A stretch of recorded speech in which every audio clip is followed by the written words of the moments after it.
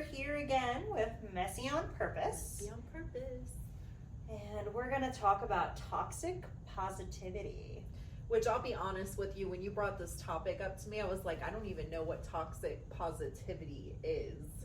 So I had to look it up and like do a little Google search, like what does that even mean? So maybe you can give your definition of it and what you think about it. Yeah, so the reason I wanted to talk about it is because of that, right? Like a lot of people think that just being positive all the time is like good, or you know, you walk by somebody and they're like, smile. Well, maybe I just don't feel like smiling today, you know? Yeah. And it's okay to be positive. It is. But there is a such thing as too much positivity. Yeah. And that can be toxic just as much as negativity. Mm-hmm. Because now you're being fake. Mm-hmm. You know, you're being overly positive to Or cover maybe not something even up. just fake, but like trying to put a Band-Aid over a wound. Yes. Yeah, you're covering up everything Mm-hmm. to be overly positive. Instead like of dealing with it. we talked about how people will post a bunch of quotes Mm-hmm. online, and I've been guilty of this. Mm-hmm. It was a long time ago, but I used to post quotes all the time. Made me feel better, made me like seem more positive. Mm-hmm. I've always been a genuinely happy person, and no matter what, like I've just always been just kind of happy. I'm so happy that I drive my husband nuts. Like the other morning he was just like, you just woke up. Like, why are you doing all these things? And I was literally cleaning the kitchen and making coffee and putting away food, and like I was just doing all this stuff, like because we had stuff in the crock pot, and like just, you know, like it was just like high energy. And like that's how I wake up, and I'm just all around usually pretty happy. I go through my little modes, like especially hormones and like things like that. Like Thank you, PMS. Yeah, we love you. I know you're on your way. But like, I'm always pretty happy, and like I can get, if I get around people, like I don't know what gets into me, but like I am an extrovert all the way because the energy's higher. I just get hyped, and so like I've always been a pretty happy person, but there are times where like you are having hard times and things aren't going right, and it feels like the world is just heavy on you, falling apart, like nothing's gone right, and you get in these little slumps, and sometimes you try to keep that positivity by like posting a quote and posting a quote and posting a quote, or you're faking it in front of people to like keep that positivity, or you're forcing positivity on people who are having hard times. And that's another thing too. You don't want to force it on somebody else. Like if you're down in the dumps, I'm not going to come over here and be like, but this quote, you know, like that's not okay. And you shouldn't tell somebody to smile when they don't want to smile. And people are allowed to feel. Like you're allowed to feel things other than being happy all the time and faking a smile. And but there are times that you do need to do those things, right? Like you do it for your kids. Yeah. You know, so to me, the toxic positivity is when you're faking it so hard that you're not living up to the reality of life. Yeah. If that's probably the best way I can put it. Yeah. I agree. And I think what I found when I was like looking into toxic positivity is I think there are optimists, pessimists, realists. I feel like I'm kind of in the middle of that spectrum. I don't like to be pessimistic about things. I can't stay optimistic about things all the time. Like there are just situations in life that suck, and you call it how it is. Like I'm not going to be the person that's like, oh man, like I'm going through a divorce, but life is great. Like you have hard moments in life. We all go through tough times. And I think the thing that stuck out to me the most, and you just touched on it, is like other people trying to force that positivity on you. And I know people have the best intentions, but like you're going through a hard time, going through the divorce, for example, and it's like, you know, you're strong, Heather. Well, I know I'm strong. Like, I know I'm strong, but this sucks. And like, I want to cry and I want to like break stuff and scream. Like, take me to a rage room. Like, don't tell me I'm strong. Like, I know I'm going to get through it, but I want to feel these emotions. That's how you process and that's how you heal, is by feeling, not by stuffing it down. Like, fake it till you make it. I think that's a great thing. I said that about the kids for sure. In front of them, I don't want them to see all my emotions, but I still have to feel these things and I have to process them. And like when we're talking and you want to talk about something, I shouldn't just be like, well, you should just smile. Yeah, just smile. Just smile. It's a good day. You make Do you it. see how You're gonna bright be it is fine. out there? Like that's and that's other not right. examples that I saw is like, you know, when you're telling somebody, it could be worse. It could be worse. But yeah, it sure could be worse. But this sucks too. Like, and like sometimes you look back on stuff and you're like, well, at least it wasn't worse. Yeah. But in the moment, you need to process that. Yes. It's no different than like having emotions. Like I will say, like, I have less emotions than like most women do, but like I still have emotions and I have to know how to process them and I have to know what to do with them, and you need to know when to expose them and when you need to hold back, and there's situations for it and there's situations that you've got to leave them out. Like like you have say a corporate job, you can't go there and just start crying. You can't. It's a sign you of, can, but you might not you have your can. job much longer. And it's a sign of weakness. Yeah. So that doesn't look good in the workplace. But if you're hanging out with your best friend and you want to have a conversation and you want to cry and you want to let loose, or with your spouse or your boyfriend or something, and you're having a conversation and there's just a lot of emotion, you're allowed to cry. And dudes too. Yes. Guys, it's you can cry. Therapeutic. It's fine. Healing. And yes, there's a time and a place for it. Yeah.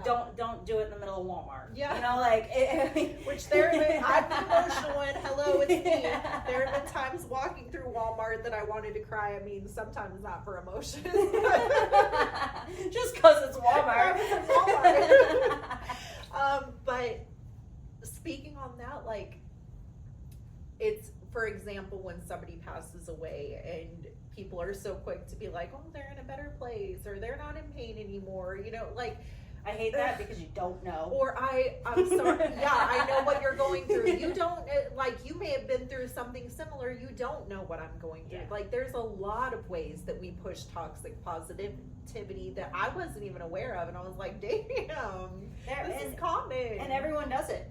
Everyone does it. I've been guilty of it. You've been guilty of it. Smile. Yeah. That one is one that, like, you're going to have a good day. Okay, I smile most of the time.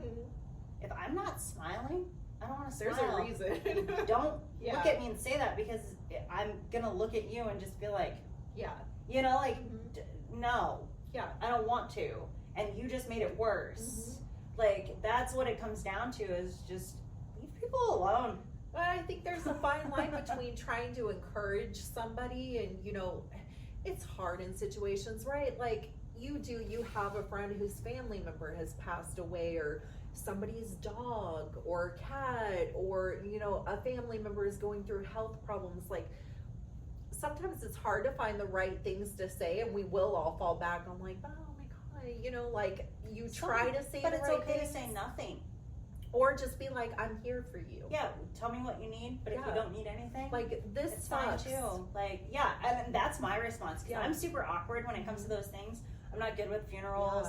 I'm very much a person who uses humor to get through things. I like to laugh it off. Like, it can be the most traumatizing situation, and I'm going to find a way to laugh about it, because that's how I process it, and that's not how everybody else processes it. And, like, so when it comes to these situations, I don't know what to say. I don't. So, like, my response is usually, like, tell me what you need. What do you need? Yeah, that's what I was going to say. What do you need from me? Yeah. Do you want to be quiet? Do you want to talk? Do you want to hug? Like, what do you need from me? I even do that to Justin, like, on a regular basis, because in the morning, so I go to the gym long before he gets up, and then I come home and I'm wired, which we already talked about how I annoy him. But, like, sometimes he's on the couch and, like, he seems grumpy and, like, just mad, not really responding. I'm getting, like, one word, if that, answers, right? And I'm just jabbering away, and I'm like, is everything okay? He's like, everything's fine. It's morning. I just want you to shut up. But he doesn't say that. He's just like, Yeah, I'm fine. fine. And I'm like, I know what he's saying though. Like he's telling me like, shut up, Fylisha. Just- like stop talking. Yeah. And sometimes he does say that, but like it's not like he's being mean. He needs He that needs time. his time, That's yeah. his time. And my time was when I went to the gym, and Yeah. I just have to respect that. And sometimes I forget, and I just keep talking, and then I realize by his actions that I just need to chill. It's not because he's unhappy. It's not because he's and it'd mad probably at me. be a terrible moment to be like, just smile. And if I told him that, I would get a really, really ugly look. Just smile. I don't know. I'd be a little scared. I might get attacked at that point. Like, just smile. He's like, oh my gosh. But no, for real. Like it's those cues and stuff that you have to pay attention to, and you have to understand people, and not everyone can do that either. So it's okay to ask. Yeah. It's okay to just be like, what can I do? Is Yeah. there anything I can do? And if there's not anything I can do you want me to leave you alone? Do you want me to just sit here in silence? You can ask those questions, but don't say smile or they're in a better place, or don't give this toxic fake comments that you don't even mean. I guess it shames the other person into feeling like they're not allowed to feel what they're feeling. Yes. Like, okay, so I'm supposed to pretend I'm okay. I'm supposed to pretend like I'm fine. Like, let me put a fake smile on. And we already naturally try to do that. We already try to fake it most of the time. I can't say everyone does it, but like most people try to fake how they feel because of who they're around. And if we continuously tell them that they can't feel by making these comments, they're just going to keep that bottled up. And I can tell you right now, because being somebody who actually bottles things up a lot, you explode. You explode, and then you don't know what to do, and now you no longer can handle those emotions. Yeah. And I'm the more emotional person, so I will have my moments where I've learned to like cry it out. I am a stickler for punishment. I mean, there are times where I will watch specific movies because I know they're gonna make me cry, because I'm going through things and I can't always process the things that I'm going through. But if I watch a movie that I know is gonna make me emotional, I know I'm gonna cry, and then once I start crying, it's just like It just goes. floodgates open, everything's out, and then I'm able to like, all right, pick up and move on. Now I'm not gonna just like walk around crying all the time like we talked about. And if I was in that mode where I'm dealing with a lot of things in my life and somebody was like, just smile, things could be worse, blah blah blah, that makes it worse. It makes it worse because then I feel like I have to be like, okay, yeah, I'm okay, I've got this. Which most of the time I am. I try to be like, I've got it. I get up every day, I put my big girl pants on. But sometimes you have to deal with the emotions to process through them. And we all go through stuff, right? We all go through stuff. I don't care who you are. I've had comments on my things because I make videos and talk about how you shouldn't play a victim, and I've had people like, she's privileged, she's never gone through anything, stuff like that. I've gone through plenty. Yeah. I've gone through plenty. And it's because I don't act like a victim. I deal with my stuff and I fix it and I move on. And if I can't fix it, I figure out a way to deal with it and move on. And like everyone goes through stuff, everyone processes it differently, and don't be judging people because they go through it. If you can, help them go through it. If they need to figure it out on their own, let them figure it out on their own. The only time that I feel like it's okay to like tell someone like, look, you've got to figure this out, is enough time's gone by and you haven't made any changes. Now you need to take action. Now you need to take responsibility for how you feel. How can you not feel like that anymore? What can you do? Like, can you go to therapy? Can you make, certain actions to make your day-to-day better? Can you do certain things to feel better on a daily basis, like go for a walk, get some fresh air? Are you staying inside and just eating junk food and sitting in front of the TV crying, looking at social media, thinking about how your life's so much worse than everybody else's? Like, you can't sit in that either. That's where, like, we were talking about in the previous one about negativity. Yeah. So you have to have that middle ground between, I think there's a time and place to grieve, even when, like, in a loss of a family member, a relationship, a job. Like, I think part of the process is grieving that. Yes. When we don't grieve it, then that has a whole bunch of unresolved trauma behind it. But there should be like a time for you to grieve and then a time for you to pick yourself back up and keep moving. And I think what you're talking about is like helping somebody, like you see that they've been in this situation, like what can we do to move forward? That's a lot different than just being like, chin up, you're gonna get through it. Like it's been a year and you haven't changed yeah, anything. but keep smiling. I'm not gonna sit here and give you some crappy positivity. You'll figure it out eventually. It's never gonna get better until you take action. Yeah. And be a friend and tell them that. Tell them that they're not doing things to make their life better. Because most people won't make a change. Yeah. They won't. And if you tell them and you push them and you encourage them, that's being a real friend. That's being a real relative. And they may not be spouse, receptive whatever. at first, or they may be resentful towards somebody telling them that, but it's a lot easier, like you said, to sugarcoat things instead of being real and like, hey, what can we do to change your situation or circumstance? And I think in that we're talking about like somebody, you've lost your job and you're like, oh, I'm jobless. I don't have my money to pay my bills, whatever. Obviously in a situation where like you've lost a loved one or something. A little different. Like yeah, you can't change much of that. Get up. But at the same time, if a year's gone by and you're still not changing, like, and you're still depressed and you're still like sitting there and doing nothing outside of work, then that would be the time to encourage like some deeper therapy. You need to talk to somebody because clearly it was so traumatic that like you can't get through it on your own. And no one in your life can get through it with that because some people's losses are greater.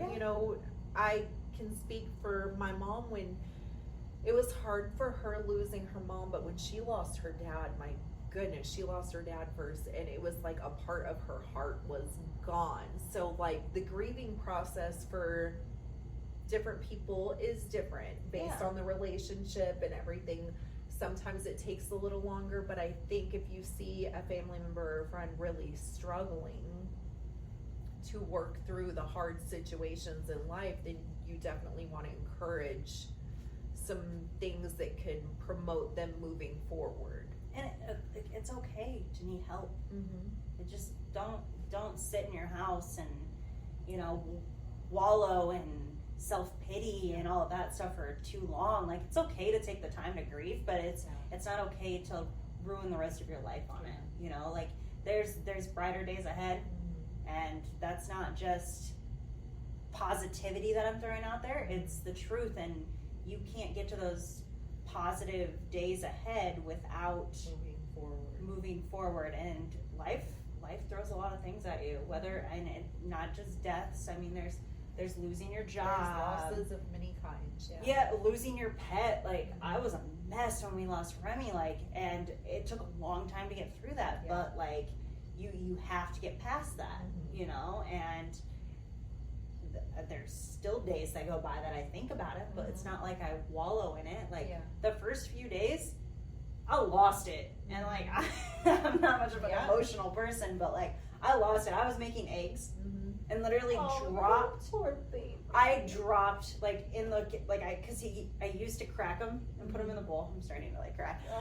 But I used to crack them and put them in the bowl and then throw the egg, and he would catch it, like the eggshells. And so like that was like afterwards it was so hard to make eggs, but like I made eggs the other day and I didn't cry. You know what I mean? Like so those things that we go through, everyone goes through them.